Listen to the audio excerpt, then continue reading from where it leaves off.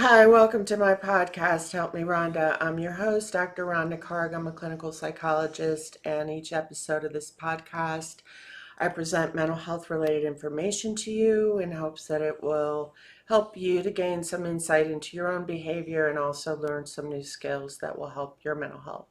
So, today I want to talk about taking charge of your life and making things happen for yourself.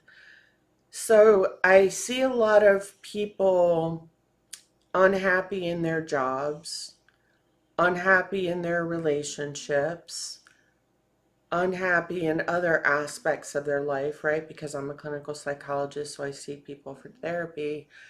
And what I've noticed over the years is that a lot of people don't realize really just how easy it is to create the life that you want if you're willing to put yourself out there, whether it's in making friends with people or whether it's finding a job. It's so important to make things happen for yourself because chances are no one else is going to do it for you. And the only way that things are going to happen is probably because of something that you did to take the initiative. So, as it relates to a job, for example, one of the things that you can do is sit down and make a list of all the places that you would really like to work. And you can get your resume or your CV together, get it looking good, and you can just send out cold emails to people with your resume or with your CV saying, hello, my name is so and so, and I would really love to work at your company doing this job. The reason that I'm a good fit is because of this.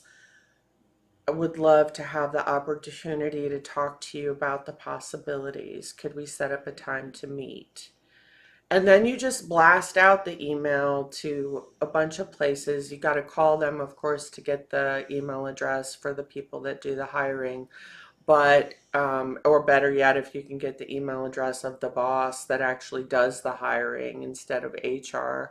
But because you really do want to go to the person that can hire. I actually did this when I was on residency and or internship, if you want to call it that.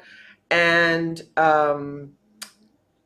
it was October of the year that I was finishing my residency, and at the time I had a son that was a teenager and have always had a couple jobs. I was a single mom and always had a couple jobs. So, I felt like in October I was going to need a job that fall, 7 months from now, from that point, actually, no, 8 months from that point.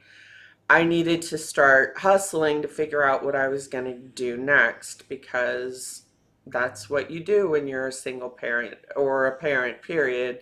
You just have to figure out what to do in order to make sure that you take care of your family. So around October, I made a list of all the places that I wanted to work.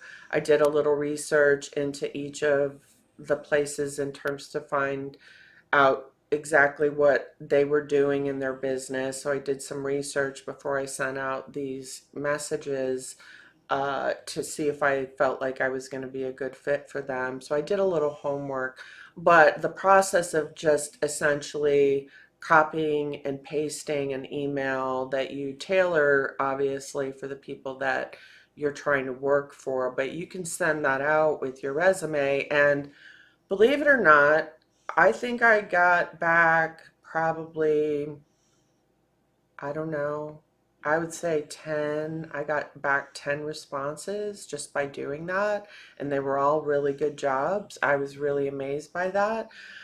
It's an unorthodox approach to getting a job, but it's a way of making things happen for yourself. By the time you apply for a job at most places, they already have someone in mind. They're posting the job because they because they legally have to, but they already have someone in mind for who they want to fill that slot, usually a promotion inside. So a lot of times applying for jobs online don't really yield much, but and especially for jobs that you probably don't want to have anyway, you're just kind of desperate, so you're applying to all these jobs. Instead, think about the possibilities. Like, if I could work anywhere, where would I work? What would I do? Do I have the experience that they might be looking for?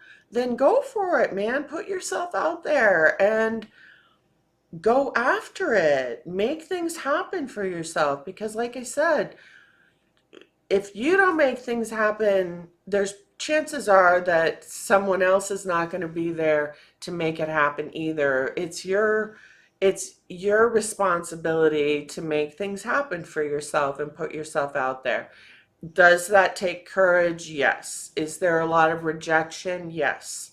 But one of the most important things that I've ever learned from my father was don't be afraid of no. Don't be afraid of no.